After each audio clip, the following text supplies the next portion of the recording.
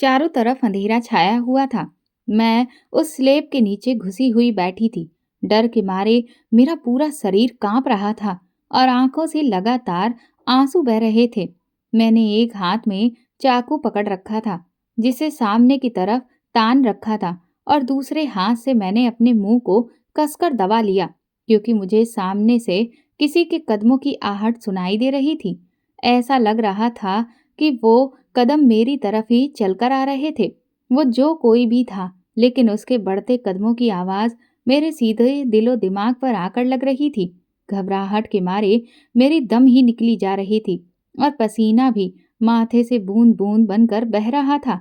जी चाहता था कि फूट-फूट कर रो लूं, लेकिन रो नहीं सकती थी, क्योंकि अब मुझे कुछ भी करके खुद को बचाना था। पर मैं क्या करूं, ये समझ नहीं आ रहा था। न जाने किसका घर था ये जहां पर मैं घुसकर बैठ गई थी। अभी मैं ये सब सोच ही रही थी कि तभी एक जोरदार आवाज हुई, धड़ाक, और सामने से दरवाजा खुला।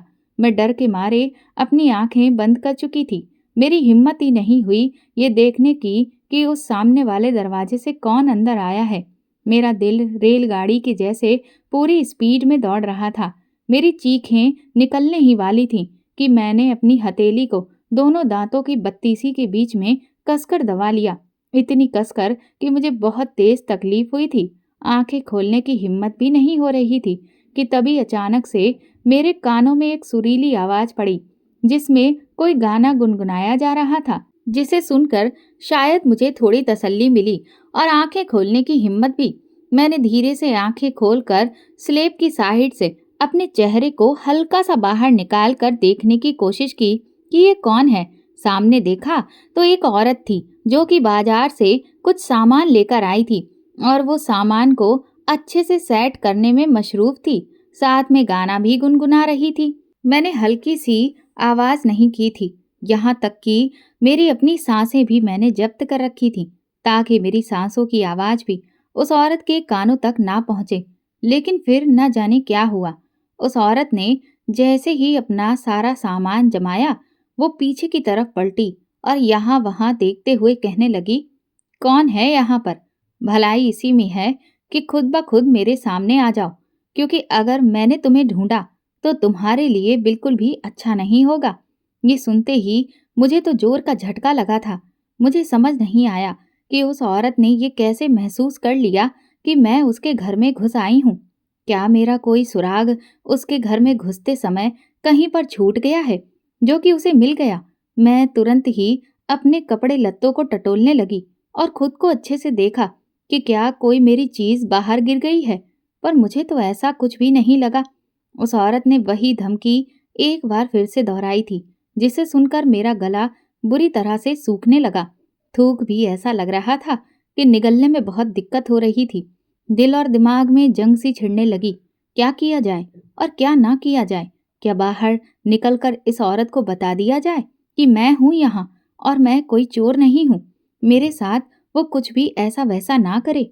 लेकिन फिर दिमाग ने कहा कि नहीं, गलती से भी बाहर निकलने की भूल मत करना, क्योंकि अगर ये औरत भी धोखेबाज निकली तो ये कहीं मुझे उस जहन्नुम में दोबारा से ना पटक दे। मैं ये सब अभी सोच ही रही थी और फैसला नहीं कर पा रही थी कि तभी अचानक से वो औरत ठीक मेरे सामने आकर बैठ गई। उसने स्लेब के नीचे से झांक कर मुझे देख लिया। सोच कर देखिए, आप अपनी किसी सोच में डूबे हों और अचानक से कोई आपके सामने आ जाए, कोई ऐसा जिसके सामने आने से आपकी रूह भी कांप रही हो, तो आपका क्या हाल होगा? वही हाल मेरा था। मेरी तो चीख ही निकल गई थी। मैं बहुत ताकत के साथ चिल्लाई थी और मैं तुरंत ही एक झटके में उसकी तरफ चाकू को आगे बढ़ाकर उसे डराने की कोशिश करने लगी। उसको धमकी दी कि वो बिल्कुल भी मेरे करीब ना आए, वरना मैं ये चाकू उसके सीने में उतार दूंगी। हालांकि उसको चाकू दिखाते हुए मेरे हाथ बुरी तरह से कांप रहे थे और मेरा दिल ही जानता था कि मैं शायद ही है जो उस पर चाकू से वार करने की हिम्मत जुटा पाती। पर खुद को बचाने की खातिर मैंने अपने अंदर की सारी हिम्मत को समेट कर उसे वो चाकू दिखा रही थी कि मैं बहुत हिम्मत वाली हूँ और उसे उल्टा मुझसे डरना चाहिए। लेकिन उस औरत के चेहरे पर नाम मात्र का भी खौफ नहीं था।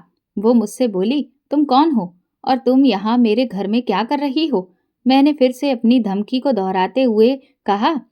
तो वो कहने लगी, अच्छा ठीक है, मैं तुम्हारे करीब नहीं आऊंगी, लेकिन तुम कम से कम बाहर तो आओ। मैं बाहर आने से इनकार कर दिया। मैंने कहा कि तुम मुझसे दूर हटो, मैं यहीं बैठी रहूंगी। वो औरत मुझे समझाने लगी कि मुझे उससे डरने की कोई ज़रूरत नहीं है, लेकिन मैंने अब तक इतने धोखे खाए थे कि अब मुझे किसी पर भी विश्वास नहीं हो रहा था। इसलिए मैंने स्लेब के बाहर निकलने से मना कर दिया था। वो औरत मुझसे पूछने लगी, अच्छा तो मुझे कम से कम ये तो बताओ कि तुम मेरे घर में आई कैसे हो और तुम कौन हो?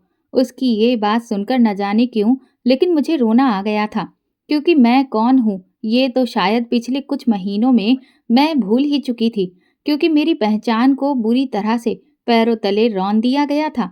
मैं उसे कैसे बताती कि मैं कौन हूँ? मैं फूट फूट कर रोने लगी, क्योंकि इतने महीनों में शायद वो पहली औरत थी जिसने मुझे इतने प्यार से बात की थी, और इसीलिए मेरे अंदर जितना भी दर्द भरा हुआ था वो एक साथ मेरी आंखों से बाहर निकल आया था।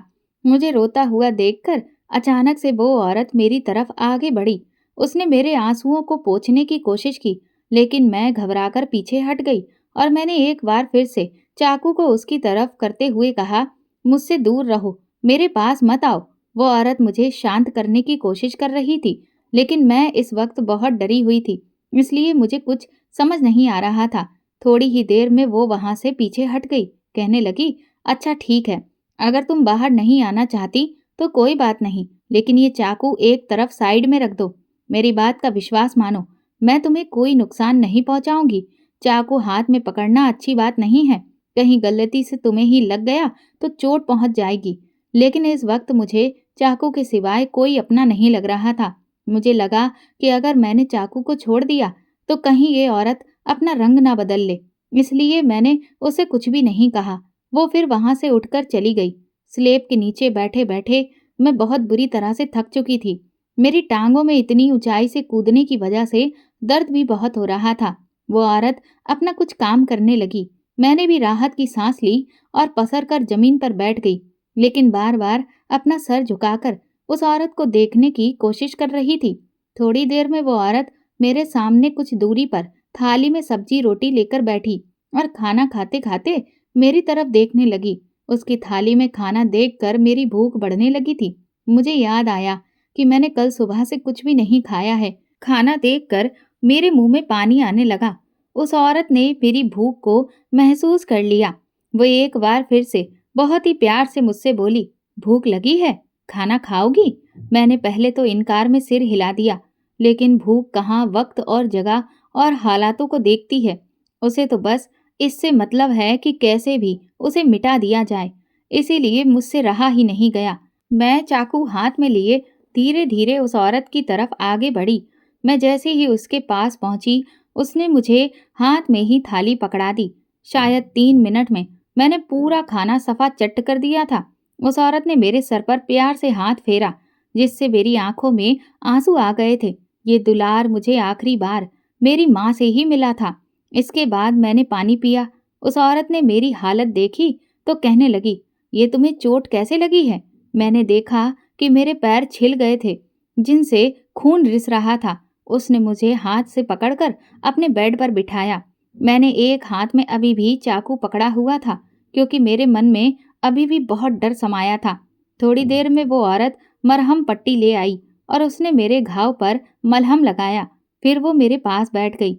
उसने एक बार फिर से मेरे सर पर हाथ फेर कर कहा, बेटा, मुझ पर विश्वास करो, मैं तुम्हें कोई नुकसान नहीं पहुंचाऊंगी। एक बार मुझे बताओ तो सही कि तुम कौन हो और तुम्हारा नाम क्या है, और तुम यहाँ मेरे घर में कैसे आई? क्या तुम इस खिड़की से आई हो? मैंने हाँ में सिर हिला दिया। मैंने कहा, आंटी, मैं आपको अपने बारे में सब कुछ बताऊंगी, लेकिन प्लीज मुझे धोखा मत दीजिएगा। मुझे उन लोगों के हवाले मत करिएगा। मैं आपके आगे हाथ जोड़ती हूँ। वो आंटी कहने लगी, तुम किन लोगों की बात कर रही हो? मैंने कहा, वो बुरे लोग जो मुझसे बुरा काम करवाते हैं। आंटी कहने लगी, तुम्हारा नाम क्या है? मैंने कहा, मैं आपको अपना कौन सा नाम बताऊं, क्योंकि पिछले कुछ महीनों में मेरे 7-8 नाम बदल चुके हैं। मैं तो अपना असली नाम भी भूलने लगी हूँ। अब आंटी ने मुझसे कहा, तुम मुझे बताओ कि तुम्हारे साथ आखिर हुआ क्या है? मैंने आंटी से कहा, मेरा नाम रूपाली है। मुझे पढ़ने लिखने का बहुत शौक था।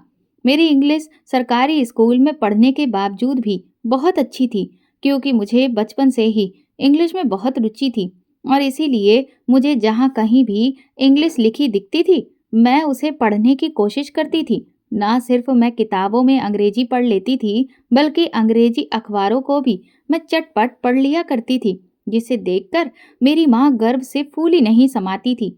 मेरी एक बड़ी बहन है, जो कि मुझसे सिर्फ 1 साल बड़ी है, जिसका नाम मौसमी है। मैं 13 साल की थी और मेरी बहन 14 साल की थी। हम लोग बहुत गरीब थे। मेरी माँ बेचारी मजदूरी करके और जंगल से लकड़ियाँ इकट्ठा करके उन्हें बाजार में बेचकर जैसे तैसे हमारा घर चलाती है, और मेरे पापा तो सिर्फ शराब पीने और माँ के साथ मारपीट करने के अलावा कोई काम नहीं करते थे। माँ उन्हें कई बार समझाती थी कि वो भी कोई काम करें तो घर में थोड़ा हाथ बट जाएगा, लेकिन पापा को तो किसी भी बात से कोई फर्क ही नहीं पड़ता था। उन्हें तो रोज शाम को पीने के लिए शराब चाहिए थी, जिसके लिए वो अक्सर माँ के साथ मारपीट करके उनसे जबरदस्ती उनकी मेहनत की कमाई छीन कर ले जाते थे। लेकिन मेरी माँ बेचारी फिर भी हम दोनों बहनों को पढ़ाने लिखाने के लिए खूब मेहनत करती थी। पापा की हरकतों से हम लोग बहुत परेशान रहते थे। माँ अक्सर मुझसे कहती थी कि मुझे तुझसे ही उम्मीद है रूपाली, क्योंकि तू पढ़ने में बहुत तेज है, और तू चिंता मत कर, मैं तेरे लिए पाई पाई जोड़ कर रखूंगी, ताकि तुझे मैं डॉक्टर बना सकूं। और तू भी बेटा खूब मेहनत से पढ़ाई करना, ताकि हमारे घर के हालात भी बदल सकें और तेरी बहन को भी तुझसे सहारा मिल सके। वो भले ही पढ़ने में तेरे जितनी होशियार नहीं है, लेकिन फिर भी मैं चाहती हूँ कि वो भी कोई ना कोई नौकरी जरूर करे। माँ की ऐसी बातों से हम दोनों बहनें बहुत खुश होती थीं, और इतनी कम उम्र से ही मैं बड़े होकर डॉक्टर बनने के सपने देखने शुरू कर दिए थे। जब भी खेल खेल में मैं अपने दोस्तों से ये कहती थी कि मैं बड़े होकर डॉक्टर बनूंगी, तो वो मेरा मजाक उड़ाते थे। कहते थे, घर में खाने को ठीक से अनाज तक नहीं है और चली हैं ये डॉक्टर बनने। लेकिन मैंने ठान लिया था कि मैं सबको गलत साबित करके रहूंगी और अपनी माँ को वो सारी सुख सुविधाएं दूंगी जो उन्हें कभी नहीं मिली हैं। मेरे पापा जब भी शराब पीकर आते तो अक्सर माँ के साथ लड़ाई करते और उन्हें कोसते कि तूने मुझे सिर्फ 2 बेटियां दी हैं, जिसकी वजह से मेरा बोझ बढ़ गया है। अगर तूने मुझे एक बेटा दिया होता तो वो आज मुझे अपनी कमाई से खूब शराब पिला रहा होता। लेकिन ये दोनों लड़कियां किसी काम की नहीं हैं, बल्कि उल्टा मुझे इन पर पैसा खर्च करना पड़ेगा और उनकी शादी भी करनी पड़ेगी। ऐसी बातों पर माँ अक्सर पापा को समझाती थी कि तुम अपनी सोच बदलो, देखना एक दिन हमारी बेटियां ही हमारा सहारा बनेगी। लेकिन पापा हमेशा माँ को ऐसी बातों पर झिड़क दिया करते थे और कहते थे, लड़कियां कभी किसी का सहारा नहीं बनती हैं, वो सिर्फ बोझ ही होती हैं। पापा की ऐसी बातें सुनकर मुझे बहुत निराशा होती थी। मैं दूसरों के पिताओं को देखती तो मुझे अंदर ही अंदर बहुत बुरा लगता था, क्योंकि मेरे पापा ने तो कभी भी ना तो मुझे और ना ही मेरी बहन से अपना प्यार जताया था। वो हर वक्त हम लोगों को डांटते फटकारते ही रहते थे। लेकिन धीरे धीरे मैंने अपनी माँ के लिए जीना सीख लिया था। ये उन दिनों की बात है जब सर्दी लगने से मेरी माँ की तबीयत अचानक से काफी खराब हो गई थी और घर में राशन भी खत्म होने लगा। मैंने माँ से कहा कि वो फिक्र ना करें, जब तक उनकी तबीयत ठीक नहीं हो जाती मैं और मौसमी दीदी जंगल जाकर लकड़ियां ले आएंगे और उन्हें बाजार में बेच देंगे। उन दिनों मैं और मेरी बहन ही जंगल में जाकर ये काम संभालने लगे थे। लेकिन कुछ दिनों के बाद मेरी बहन को भी बुखार आया। 2-3 दिन तो ऐसे ही काम चल गया, लेकिन घर में फिर से पैसे खत्म हो गए थे, क्योंकि बचे हुए पैसे पापा चुरा ले गए थे अपनी शराब के लिए। इसीलिए उस दिन मैंने माँ से कहा कि मैं अकेले ही जंगल में लकड़ियां इकट्ठी करने चली जाती हूँ। लेकिन माँ मुझे मना करने लगी। वो बोली, नहीं बेटा, तू अकेली जंगल मत जा। पर मैंने कहा कि आप फिक्र मत करो, वहां पर और भी लोग आते हैं, मैं अकेली थोड़ी ना होंगी। और फिर मैं माँ के मना करने के बावजूद भी जिद करके जंगल चली गई। मुझे अभी वहां पर लकड़ियां इकट्ठा करते करते कुछ देर ही हुई थी कि अंधेरा छाने लगा, जिस वजह से मुझे थोड़ा डर लगने लगा। मैंने सोचा कि बस आज इतनी ही लकड़ियां इकट्ठी करती हूँ, बाकी कल देखूंगी। ये सोचकर मैं जैसे ही लकड़ियों का गट्ठर उठाकर अपने सर पर रखने की कोशिश कर रही थी कि तभी अचानक से किसी ने कसकर मेरा मुंह दबा दिया और मेरी आंखों के आगे अंधेरा छा गया। और जब आंख खुली तो खुद को एक बिस्तर पर पड़े देखा। मैं हैरान रह गई कि ये मैं कहाँ आई हूँ। मैं जैसे ही उस कमरे से बाहर निकली तो सामने एक आदमी बैठा था। मैंने उससे कहा, काका आप कौन हैं और मैं यहाँ कैसे आई? वो आदमी कहने लगा, तुम जंगल में भटक गई थी और इसीलिए मैं तुम्हें अपने घर ले आया। मैंने कहा ठीक है, लेकिन मैं अब अपने घर जाना चाहती हूँ। तो उस आदमी ने मेरा रास्ता रोक दिया। वो कहने लगा कि अब तू कहीं नहीं जाएगी, जा चुपचाप जाकर कमरे में बैठ। ये सुनकर मैं बुरी तरह से डर गई और इसीलिए मैं वहां से भागने की कोशिश करने लगी। तो उस आदमी ने मुझे कसकर घसीट कर पीछे फेंक दिया और फिर मेरे गालों पर 2-3 तमाचे जड़ दिए, जिससे मैं बहुत बुरी तरह से घबरा गई। फिर उसने एक तेज धार वाला चाकू निकाला और मुझे दिखाकर कहा कि अगर तूने मेरी बात नहीं मानी तो अभी ये चाकू तेरे आर पार कर दूंगा। उसे देखकर मेरी हालत खराब हो चुकी थी। तभी उस आदमी के पास किसी का फोन आया और फिर उसने मुझसे कहा, जा कमरे में एक साड़ी रखी हुई है, चुपचाप उसे पहन ले। मैंने डरते हुए उस साड़ी को पहन लिया और जब मैं बाहर आई तो वो बहुत खुश होते हुए कहने लगा, तू तो बहुत ही खूबसूरत लग रही है, अब तो मेरा काम हो जाएगा। ये कहते हुए वो अचानक से मेरे बहुत करीब आ गया और उसने मुझे कसकर जमीन पर पटक दिया। वो कहने लगा, मैंने इतनी मेहनत की है तो इसका इनाम मुझे भी तो मिलना चाहिए। और फिर उसने मेरे साथ जो किया, मैं दर्द से तड़प उठी थी। मैं चीख रही थी, चिल्ला रही थी और बार बार उससे रो रो कर कह रही थी कि वो मुझे छोड़ दे, लेकिन उसने मेरी कोई बात नहीं सुनी। कुछ देर के बाद वो जब उठकर गया तो मुझे बहुत दर्द हो रहा था। मैंने देखा तो मेरी साड़ी खून से भीग चुकी थी, मुझसे अब उठा भी नहीं जा रहा था। थोड़ी ही देर में वहां एक दूसरा आदमी आ गया। उसने जैसे ही मेरी हालत देखी तो वो उस पहले वाले आदमी पर चिल्लाने लगा, कहने लगा, अबे खन्ना, ये तूने क्या किया? अब इसकी कीमत कम हो जाएगी। वो आदमी बोला, अरे ऐसा नहीं है सुभाष, एक बार में कुछ नहीं होता। तू देख, इसकी उम्र ही कितनी है, इतनी कम उम्र की लड़की का दाम बहुत अच्छा मिलेगा, इसीलिए तू फिक्र मत कर। ये सुनते हुए सुभाष नाम का वो आदमी बोला, ये तो तूने सही कहा, सच कहता हूँ, इस लड़की को देखकर मेरा तो खुद का भी ईमान डोल गया। और फिर उस दूसरे आदमी ने भी मेरे साथ वही किया जो पहले वाले ने किया था। मैं उससे भी रो रो कर गुहार लगाती रही कि मेरे साथ ऐसा ना करे, लेकिन वो नहीं माना। मैं दर्द से तड़प रही थी, लेकिन उन दोनों में से किसी को भी मुझ पर तरस नहीं आया। उन्होंने जल्दबाजी में मुझे कुछ खाने को दिया और कपड़े बदलने को बोला। जब मैं कपड़े बदल कर आई तो मुझसे चला भी नहीं जा रहा था। फिर वो कहने लगे, जा उस पर्दे के सामने खड़ी हो जा। मैं जब वहां पर खड़ी हुई तो बोले, मुस्कुरा, मुस्कुरा के दिखा, नहीं तो बहुत मार पड़ेगी। मैं जबरदस्ती मुस्कुराई तो उन्होंने मेरी फोटो खींच ली। मुझे समझ नहीं आ रहा था कि ये मेरे साथ हो क्या रहा है। मैं बार बार उनसे मिन्नतें कर रही थी कि मुझे माँ के पास जाना है, मुझे घर जाना है, लेकिन उन दोनों पर मेरी किसी भी बात का कोई असर नहीं था। अगले दिन वो सुभाष नाम का आदमी जब लौट कर आया तो उसके हाथ में कुछ कागज थे जिनमें मेरी तस्वीर लगी हुई थी। मैंने उनकी बातें सुनी तो वो कह रहे थे, अब बांग्लादेश से हमें भारत जाना होगा, लेकिन बॉर्डर पार करने में कोई दिक्कत तो नहीं होगी। तो वो खन्ना नाम का आदमी बोला, अरे तुम बिल्कुल फिक्र मत करो, मैंने सारी सेटिंग कर ली है, बस उन लोगों को उनका हिस्सा दे देना, कोई तुम्हें हाथ तक नहीं लगाएगा। और हाँ, इस लड़की पर नजर रखना, ये कहीं भी अपना मुंह ना खोले, बस इस बात का ख्याल रखना।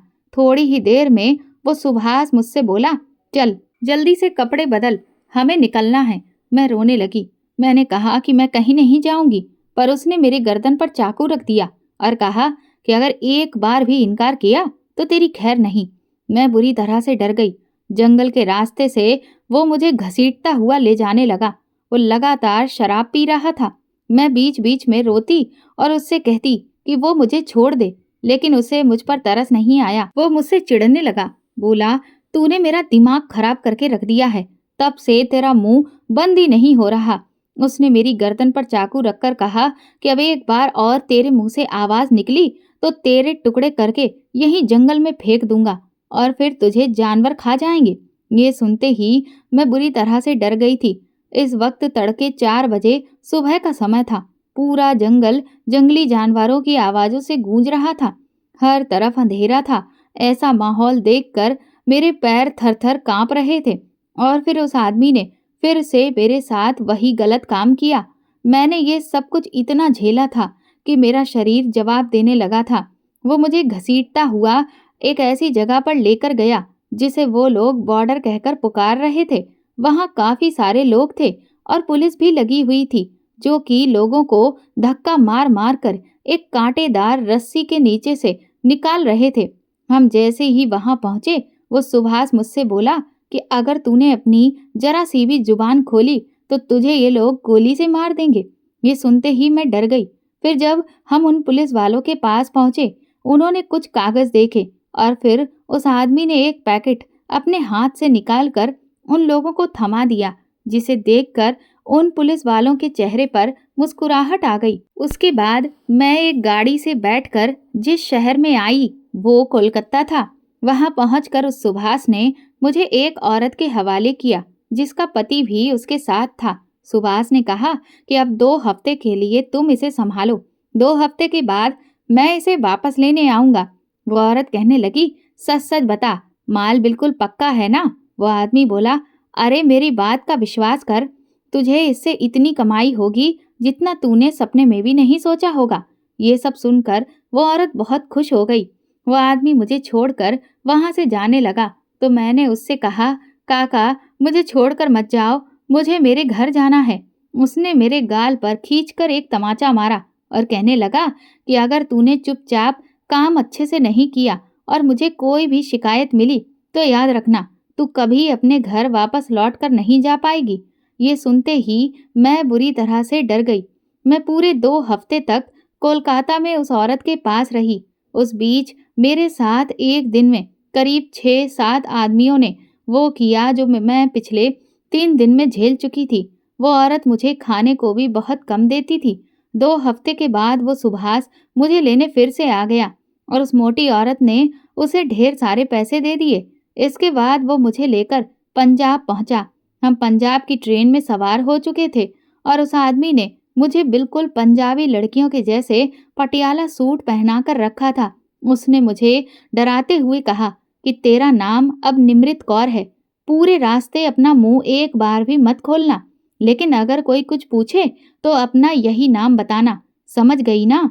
इसके बाद उसने मुझे एक गोली खाने को दी और बोतल में पानी दिया। मैंने चुपचाप वो गोली खा ली, लेकिन मुझे नहीं पता था कि वो गोली किस चीज के लिए थी। फिर वो मुझे एक होटल में लेकर गया। वहां पहुंचते ही उसने मुझसे कहा कि फटाफट से तैयार हो जा, क्योंकि हम आज से ही काम शुरू कर देंगे। आज से लगभग 1 हफ्ते तक हम यहीं रहेंगे और रोज रात तुझे अच्छे से काम करना है। जो भी ग्राहक तेरे पास आएगा तुझे उसे खूब खुश कर देना है। हर रात मेरे पास कभी कोई पंजाबी पगड़ी लगाए हुए तो कभी हट्टे कट्टे दूसरे आदमी आते। मैं उनके सामने भी रो रो कर गुहार लगाती कि वो मेरी मदद कर दे, मुझे मेरी माँ के पास पहुंचा दे।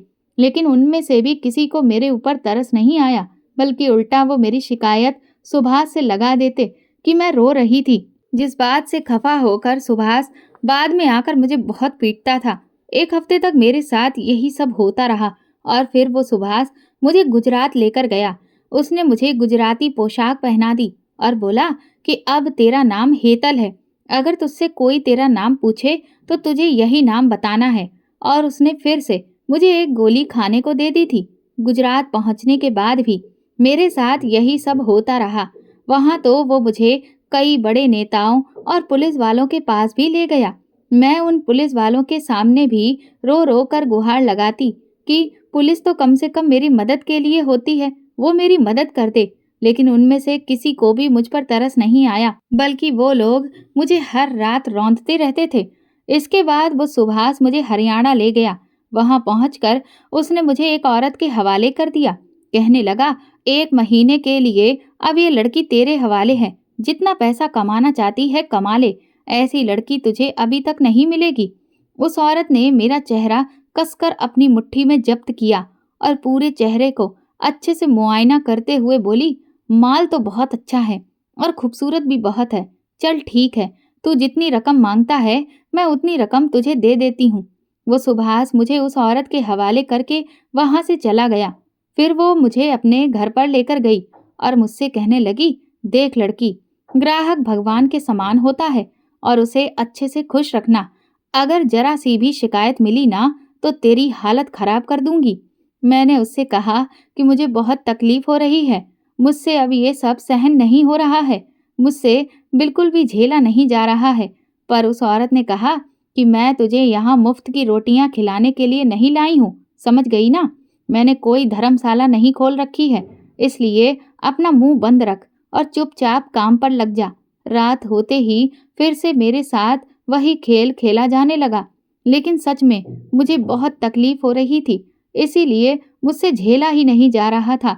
मैं बहुत बुरी तरह से रो रही थी, जिससे वो आदमी चिढ़ गया और उसने बाहर जाकर उस औरत से मेरी शिकायत कर दी।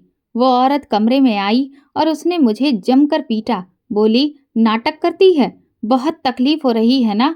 अभी तुझे पता ही कहाँ है कि तकलीफ किसे कहते हैं।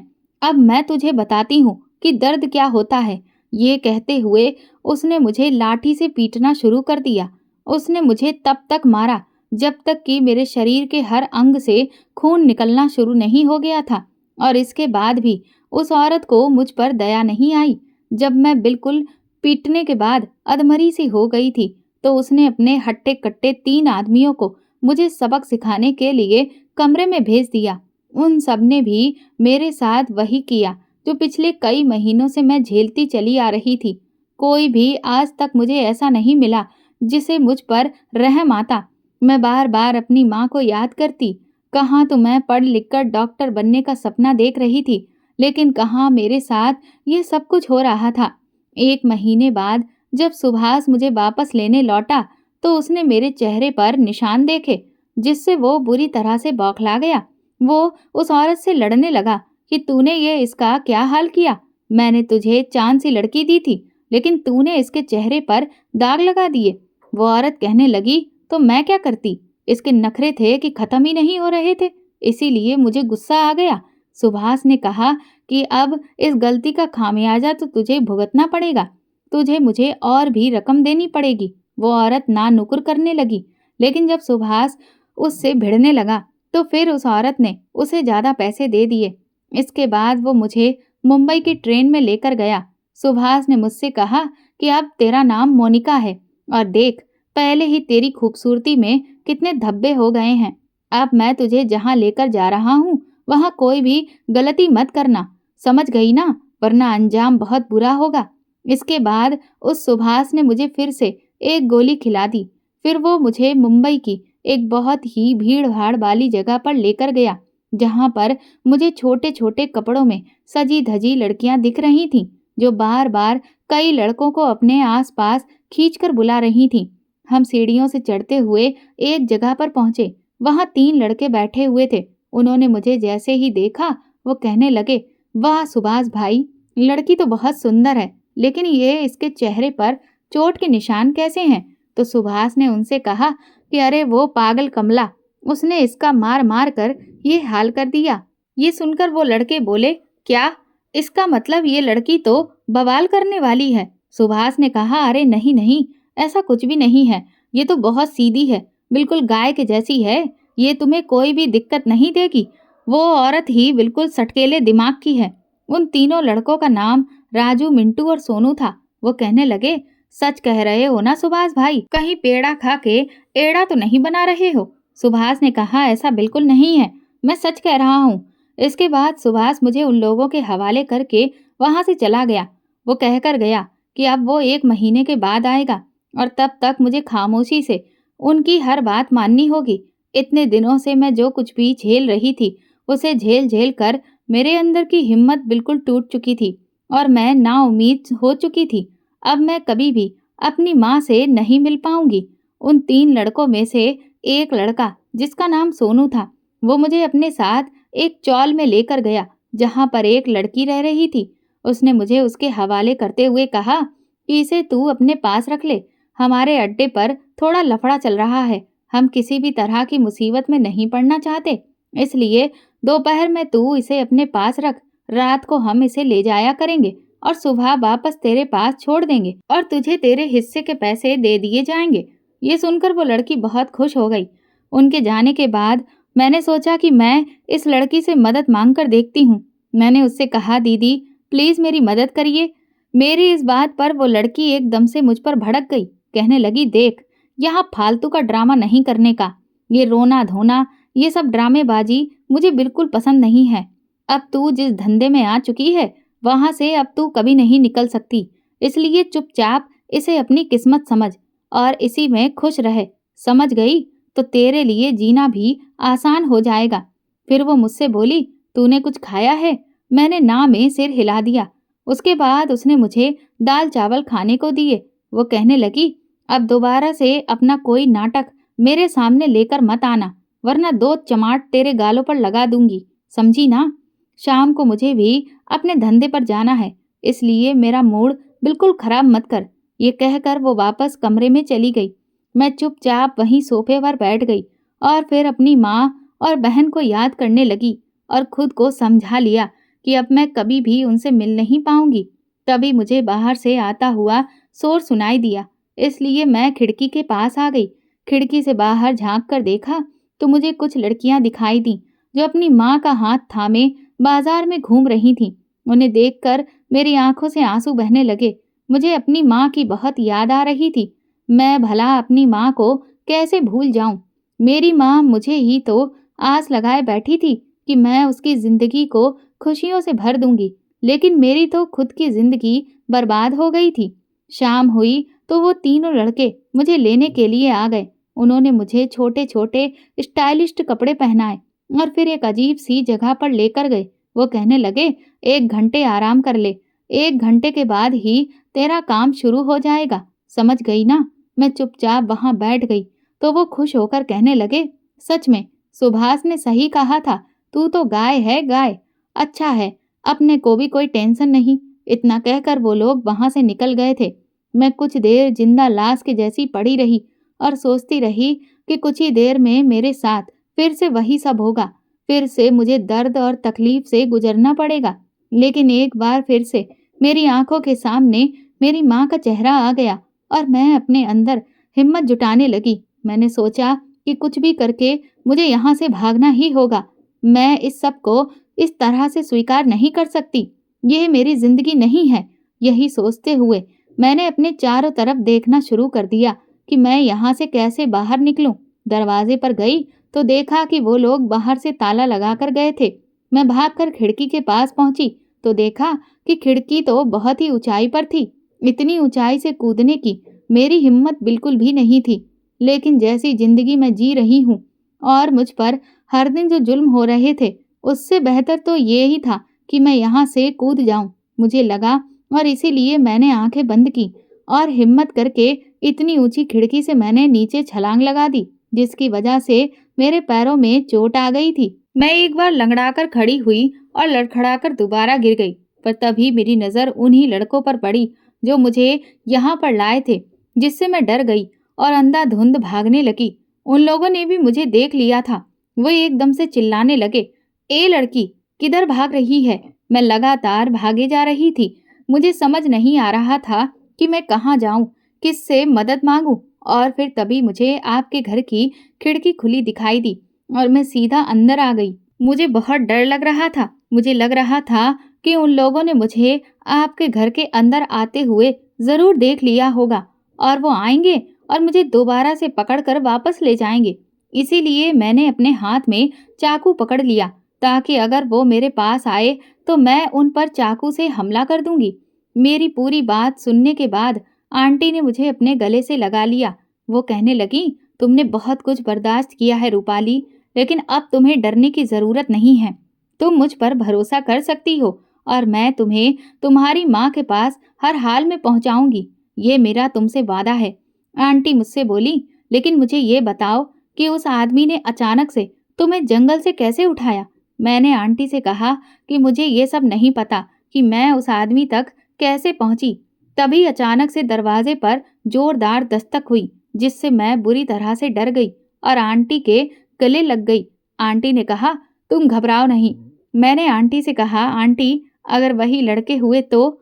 आंटी ने कहा, तुम फिक्र मत करो, तुम इस बेड के नीचे छुप जाओ।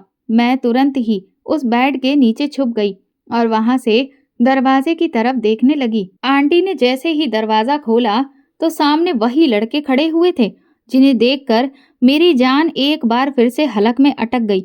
वो मेरे बारे में पूछने लगे कि आपने एक 13 साल की लड़की को यहाँ कहीं देखा है?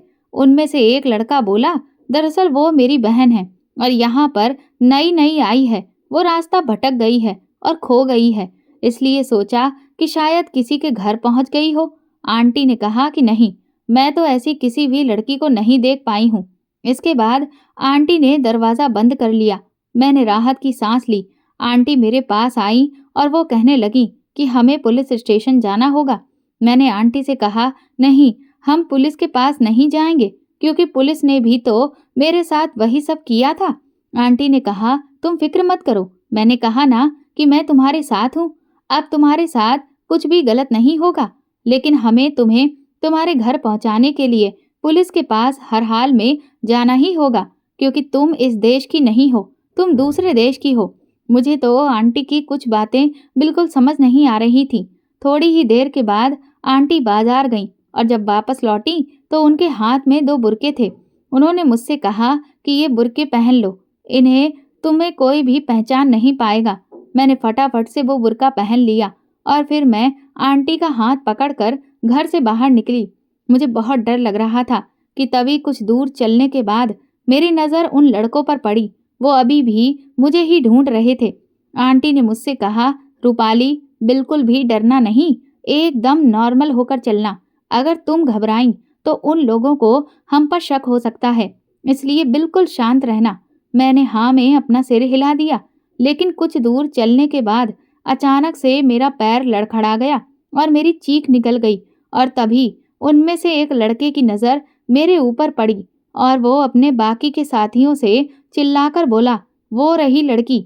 ये सुनते ही मेरे और आंटी के होश उड़ गए। आंटी ने मेरा हाथ पकड़ा और वो बोली, भागो रूपाली। मैंने अपनी पूरी ताकत से उनके साथ भागना शुरू कर दिया था।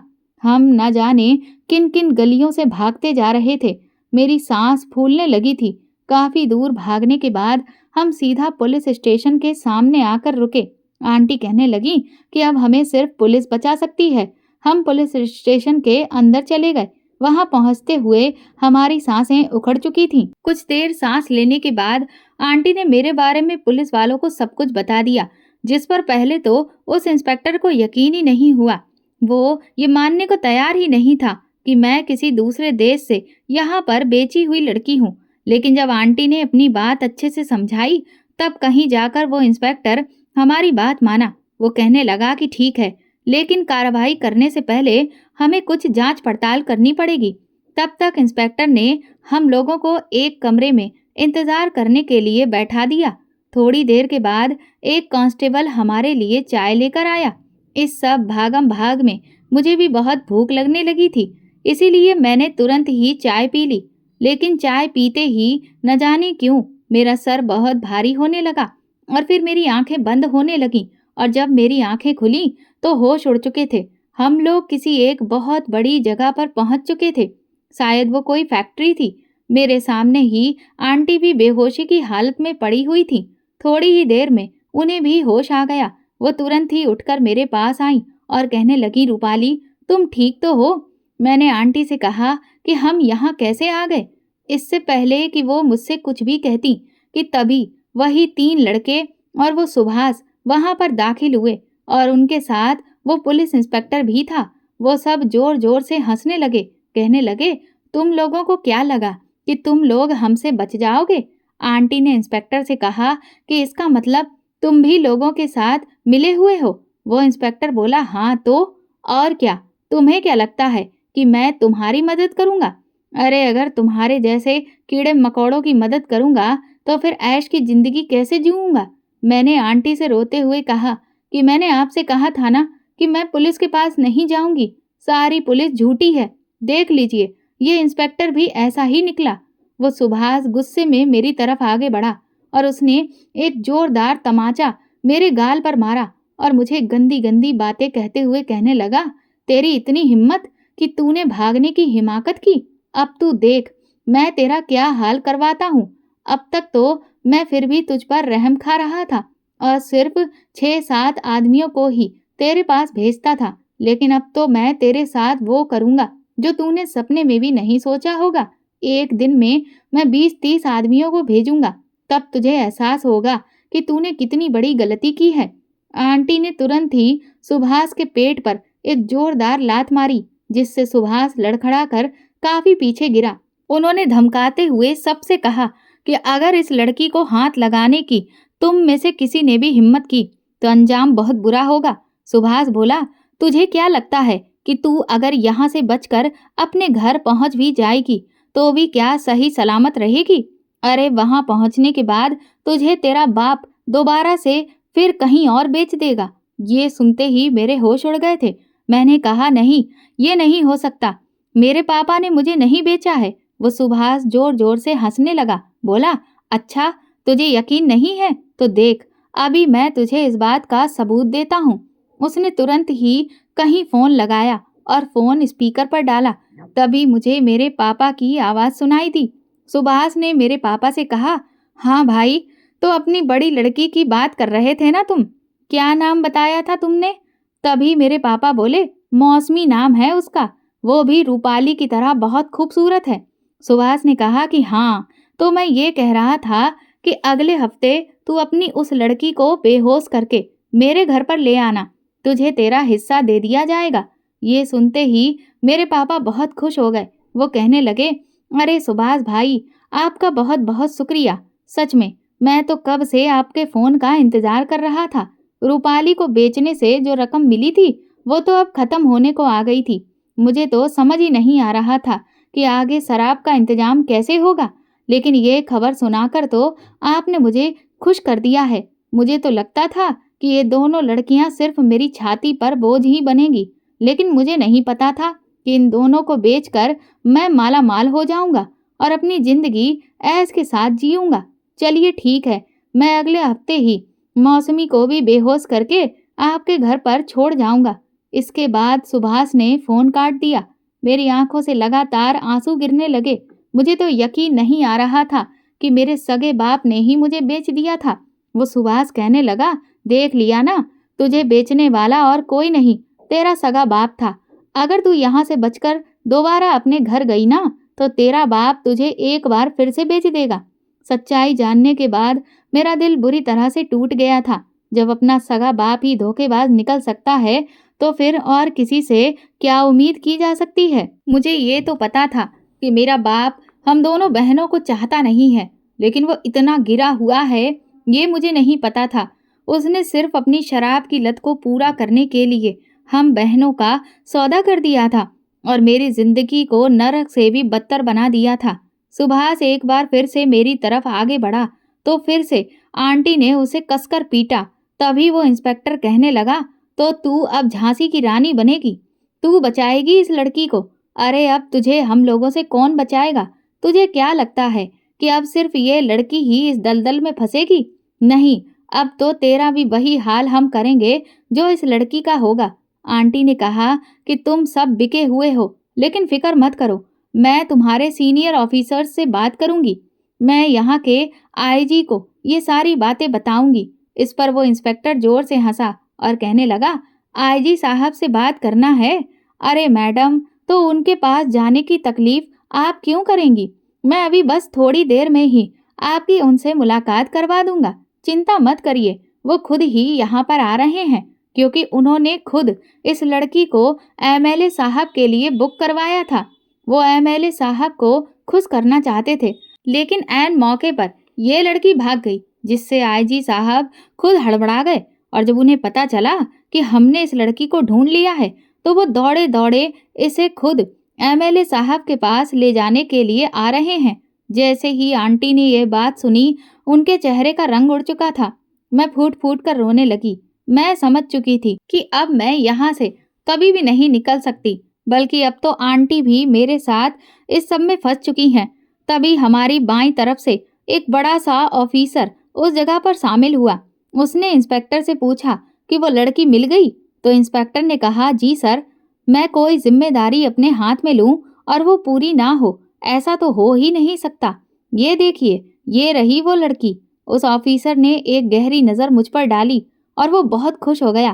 कहने लगा, इसकी खूबसूरती देखकर ही तो मैंने इसे एमएलए के लिए चुना था, ताकि वो मेरा प्रमोशन जल्दी से जल्दी कर दे। अगर ये आज हाथ से चली जाती तो मेरी तो लुटिया ही डूब जाती। उसकी ऐसी गंदी नज़र से मैं सहम गई थी। मैंने तुरंत ही आंटी के पीछे जाकर छुप गई। लेकिन जैसे ही उसकी नज़र आंटी के ऊपर पड़ी, न जाने क्यों उसके कदम पीछे हटने लगे और वो अजीब सा घबराया हुआ नजर आने लगा। उसने इंस्पेक्टर से कहा, ये मैडम यहाँ क्या कर रही हैं? इंस्पेक्टर ने कहा, ये तो बहुत झांसी की रानी बन रही थी। इसने ही तो इस लड़की को पनाह दी थी और यही तो इसकी मदद कर रही थी, लेकिन अब ये भी इसी दलदल में फंसेगी। वो ऑफिसर इंस्पेक्टर पर चिल्लाया, कहने लगा, तेरा दिमाग खराब हो गया है? तुझे मालूम है कि तूने अपने साथ साथ मुझे भी कितनी बड़ी मुसीबत में फंसा दिया है? ये सुनकर वो इंस्पेक्टर, सुभाष और वो तीनों लड़के उलझन का शिकार हो गए। मैं भी समझ नहीं पा रही थी कि ये ऑफिसर आंटी को देखकर इतना डर क्यों रहा है। मैंने झांक कर आंटी के चेहरे की तरफ देखा तो वो धीरे धीरे मुस्कुरा रही थी। मुझे कुछ समझ में नहीं आ रहा था। मैंने आंटी से कहा, आंटी, ये लोग आपसे डर क्यों रहे हैं? आंटी ने मेरे सर पर हाथ फेरते हुए कहा, रूपाली, अभी तो ये सिर्फ डर रहे हैं, थोड़ी देर में ये रोएंगे भी। मैंने तुमसे कहा ना कि तुम्हें मेरे होते हुए कुछ भी नहीं होगा। वो इंस्पेक्टर कहने लगा, सर, आप इस मामूली सी लड़की से डरते क्यों हैं? आखिर ये है कौन? तो वो ऑफिसर बोला, अरे ये रॉ की अंडरकवर एजेंट है। ये सुनते ही वहां खड़े सभी लोगों के होश उड़ गए थे। मुझे ज्यादा कुछ समझ तो नहीं आया, लेकिन इतना पता चला कि आंटी कोई बहुत बड़ी ऑफिसर थी, इसलिए उन सबकी हालत खराब थी। वो इंस्पेक्टर बुरी तरह से घबरा गया और उसका बड़ा ऑफिसर आंटी के सामने कहने लगा, देखिए मैडम, ये सब सिर्फ गलतफहमी हो गई है। तभी वो इंस्पेक्टर बोला, सर, अगर ये इतनी बड़ी ऑफिसर होती तो हमारे पास मदद मांगने क्यों आती? तभी आंटी बोली कि मैं तुम्हारे पास मदद मांगने सिर्फ इसलिए आई थी क्योंकि मैं अपनी आइडेंटिटी किसी को नहीं बता सकती थी। मुझे खुफिया तरीके से अपने काम को अंजाम देना था और इसीलिए मैंने अपने किसी भी ऑफिसर से इस मामले में मदद नहीं मांगी। मुझे लगा कि पुलिस मेरी मदद कर देगी और मैं इस बच्ची को इसके घर वालों के हवाले कर दूंगी, लेकिन मुझे नहीं पता था कि तुम सब के सब भ्रष्ट हो। वो इंस्पेक्टर कहने लगा, सर आप चिंता मत करिए, आप क्यों घबरा रहे हैं? अरे ये ऑफिसर होगी तो क्या हुआ? फिलहाल ये हमारे शिकंजे में है। अगर हम इसे मार कर यहीं कहीं आसपास गाड़ देते हैं तो कभी भी किसी को पता ही नहीं चलेगा कि इसके साथ में क्या हुआ और हमारी असलियत भी कभी भी खुलेगी नहीं। आप फिक्र मत करिए, मैं इस मैटर को बहुत अच्छे से हैंडल कर लूंगा। ये कहते हुए वो इंस्पेक्टर और बाकी के और 3 लड़के तेजी से आंटी की तरफ बढ़े। मेरी तो डर के मारे टांगे ही कांपने लगी थी। मैं समझ गई कि अब ये लोग आंटी को मार डालेंगे और फिर मुझे यहाँ से ले जाएंगे। मैं जोर जोर से रोने लगी और कहने लगी, नहीं, मेरी आंटी को मत मारो। लेकिन तब तक वो लोग आंटी पर हमला बोल चुके थे। मैंने डर से अपनी आंखें बंद कर लीं। लेकिन ये क्या, जैसे ही मैंने आंखें खोली तो देखा कि वो तीनों लड़के और वो इंस्पेक्टर जमीन पर पड़े हुए बुरी तरह से तड़प रहे थे। आंटी बोली, 5 साल रॉ में मैंने झक नहीं मारी है। तुम्हारे जैसे चूहों को तो मैं चुटकियों में मसल के रख सकती हूँ, और कोई बाकी रह गया हो तो उसे भी बुला लो। ड्यूटी की वजह से मेरे हाथ बंधे हुए थे, वरना अब तक तो तुम्हारा वो हाल करती कि जिंदगी भर अपनी टांगों पर चलने के काबिल नहीं होते। आंटी की बहादुरी देखकर मैं बहुत खुश हो गई और मेरे अंदर भी हिम्मत आ गई थी। अब मुझे यकीन हो गया था कि ये लोग हमारा कुछ नहीं बिगाड़ सकते। वो बड़ा ऑफिसर तो घबराकर तुरंत ही वहां से भागने लगा कि तभी अचानक से वहां 2-3 आदमी और आ गए और उन्होंने उन सबको पकड़ लिया। इसके बाद हम एक चमचमाती हुई गाड़ी में बैठकर एक बड़े से ऑफिस में गए। आंटी ने मुझसे कहा, तुम फिक्र मत करो रूपाली, बस कुछ दिन की बात और है। मैं तुम्हें जल्द से जल्द तुम्हारी माँ से मिलवाऊंगी, ये मेरा वादा है। उस ऑफिस में पहुंचने के बाद आंटी ने मेरे बारे में वहां बैठे हुए आदमी को सब कुछ बताया। उन्होंने तुरंत ही कहीं पर फोन मिलाया।